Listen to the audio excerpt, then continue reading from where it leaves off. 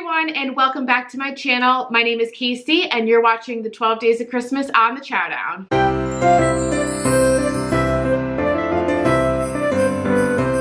So if this is your first video of mine that you're watching, hello, welcome. I am doing the 12 Days of Christmas for the month of December.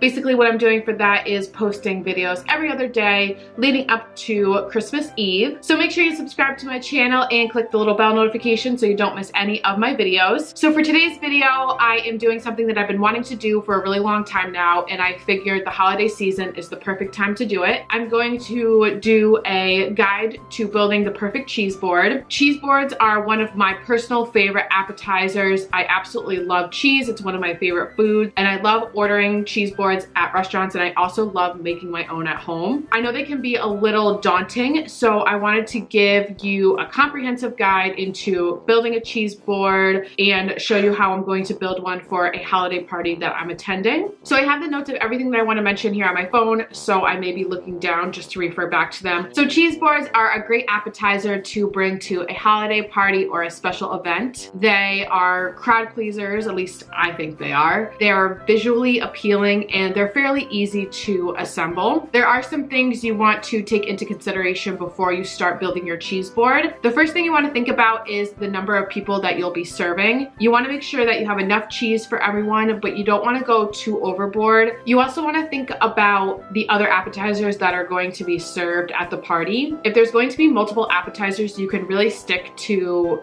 3 to 5 cheeses if you don't have a huge crowd, because you have to think about the fact that people are going to be picking around eating a bunch of different appetizers. So for the cheese board that I'm making today, it's going to be for 8 guests, and it's going to be the only appetizer that's going to be served, but we're also having a really large meal, so I don't want everyone to fill up with the cheese board. So for today, I'm going to be using 3 cheeses. One of my recommendations is to stick with an odd number of cheeses. I think it just looks more visually appealing on your cheese board. Once you've figured out how big you want your cheese board to be, the next thing you want to think about are the types of guests that you're serving. Cheese can be something that people absolutely love. They can be really adventurous and like those stinky cheeses. And then there's some people that just prefer the more popular cheeses and steer away from the stinky cheeses. If you're not sure what your guests like, I recommend erring on the side of caution and getting some cheeses that are some popular ones like brie and Gouda and cheddar. Those are usually crowd favorites. I always recommend talking to the cheesemonger at the store to get some opinions on types of cheeses that you should get and recommendations if you do have some picky eaters. The next thing you want to think about when you're at the store are the types of cheeses that you're going to get. This kind of piggybacks when I was talking about with the guests that you have. I recommend getting a variety of textures and flavors. The types of textures that you'll commonly see are soft cheeses, semi-soft cheeses, semi-hard cheeses, hard cheeses, and spreadable cheeses. So whatever out of those varieties of cheeses that you want to pick, I would definitely recommend picking a couple from each, or one from each category, or one from a few categories. So for today's cheese board, I kind of went with some crowd favorites, ones that I know that my family is going to like. I just got a wedge of brie cheese. I know everyone in my family loves brie. Personally, brie is one of my favorite cheeses. And then I also have a stinky cheese. I know everyone in my family likes stinky cheeses, so I felt comfortable getting this. This is a traditional blue cheese, and I just got a fairly decent size wedge of that. And then for my third cheese, I got a Gouda. I think Gouda is pretty safe. I think a lot of people like Gouda. This is an aged cow milk's Gouda cheese, and it's a local brand, which I love supporting local cheeses. An example of a semi-hard cheese, if you want to go that route, is a creamy Havarti. I'd say this is pretty mild and it has a perfect texture for putting on crackers. And then if you want to go with a spreadable cheese, I recommend Borzin. I think they have a lot of nice varieties of flavors. I'm sure there's something that you can find that everyone would like. Next thing you want to make sure you have on your cheese board, as long as there's no vegetarians in your group, are some meats. So I got 2 types of meat for today's cheese board. I have some sopressata, which is an Italian style sausage.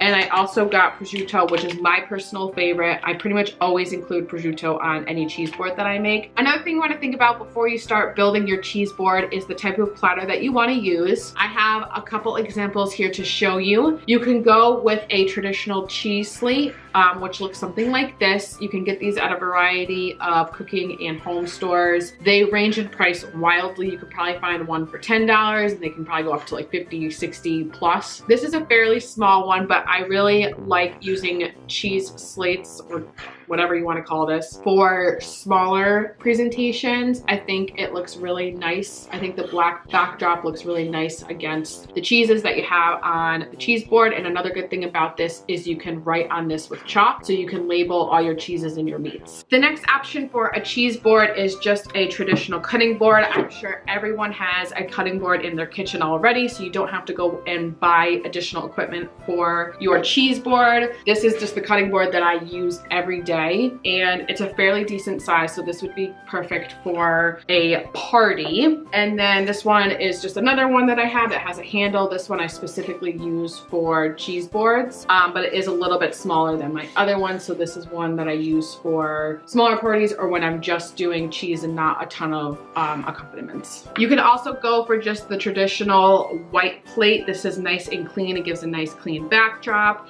and it has a little bit of an edge, so you can travel with this just in case you are bringing this to a party. Then I just have some other options here. I have a silver platter and another tray here. The good thing about these is they have little lips, so just in case you are traveling, then you don't have to worry about all of your stuff sliding off in the car. I'm going to be using this tray today because it does have the edges, and I am traveling with this and I don't want to have any issues when I'm driving there. I don't think I normally would use a tray with a pattern on it, but I'm going to be filling this up completely with all of my cheeses and meats and all of my crackers and everything like that, so you're not even gonna see the pattern underneath. So the first thing I'm going to do is start adding my cheeses to my platter. I'm going to space them apart nicely, so I'm going to put my blue cheese over here. I'm going to put my brie maybe right here at an angle. And then for the Gouda, I already started slicing it up just to give a little bit more of a dimension. Next, I'm going to add my meats to my platter, and today I'm using soppressata and prosciutto. I'm just going to,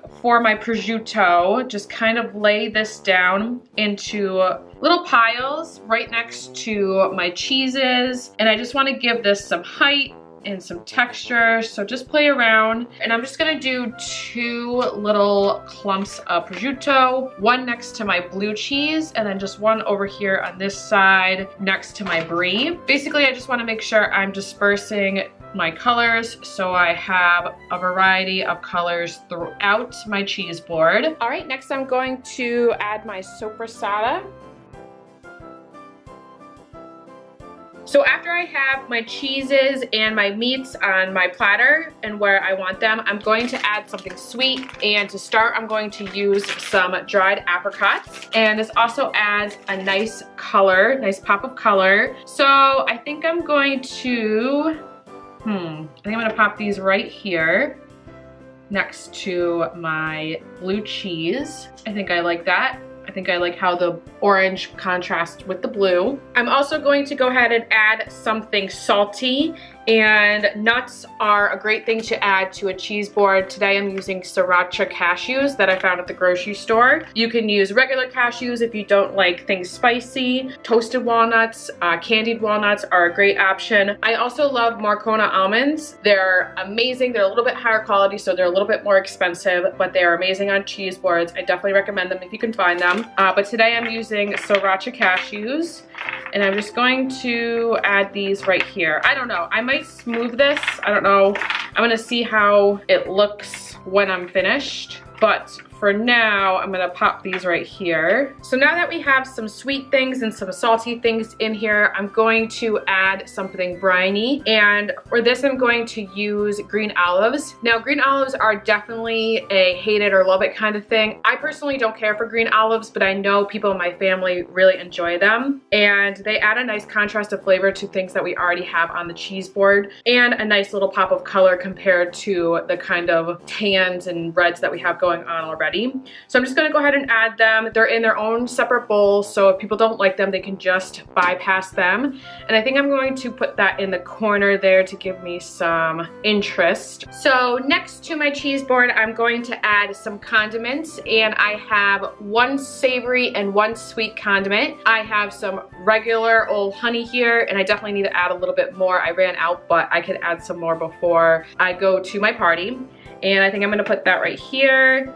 Actually, I think I'm gonna put that right here. And then I also have this garlic and onion jam. So this is a savory jam that I found at Trader Joe's, and I'm going to put that right there. So next to my cheese board, I'm going to add my crackers, and I have two types of crackers today, just to add a little bit of a variety in flavor and texture. I have these round rice thins here, and then I have these multi-grain longer crackers here. For these, I don't really know. So I think I'm gonna fan them out a little bit.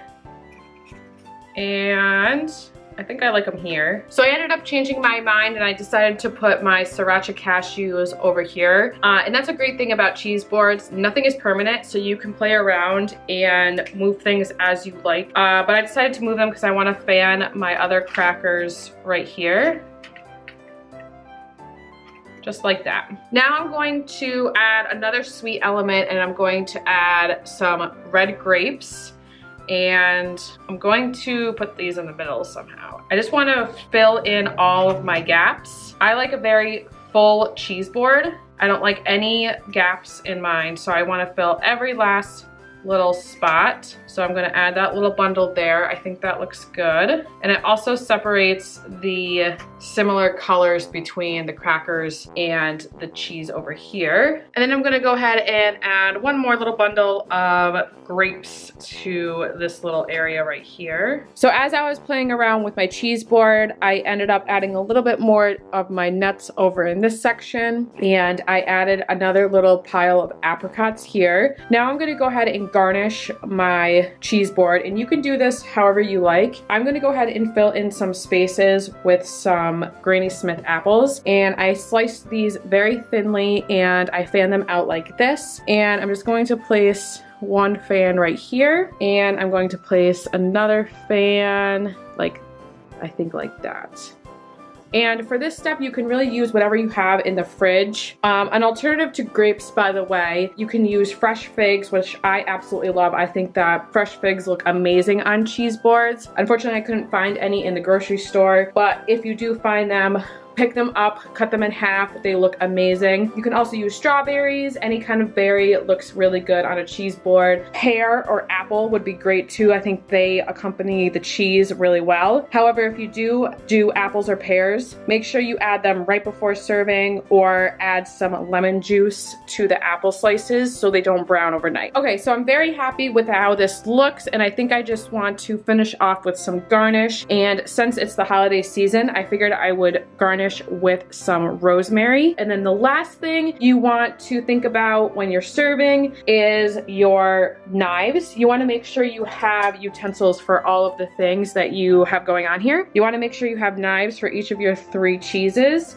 and you want to have spoons for your condiments. Now for your cheeses, I have some knives here, and this one is good for the brie or the soft cheese. So I think I'm just going to place that here. And then you can use one of these kinds of forks to crumble your blue cheese with. So I'm just going to place that in there. And then this last one with the flat edge is good for hard cheeses. So I'm gonna go ahead and put that right next to this one. So just a couple last minute tips for creating your cheese board. I definitely recommend finding inspiration online. I like to go on Instagram and Pinterest, and there's tons of pictures and blog posts and infographics and all this stuff out there that can help you decide what you want to do with your cheese board. Just remember that there's no wrong way to do the cheese board. So however you think looks good, go for it, do it, and just play around with it until you get what you like. So thank you so much for watching. I really hope you enjoyed this video and you found it helpful. Let me know if you do a cheese board for your next holiday party or special event. Make sure you tag me if you post any pictures on Instagram. Make sure to give this video a thumbs up and subscribe to my channel for more videos like this. I hope you join me for more videos during my 12 Days of Christmas series, and I will see you next time. Bye!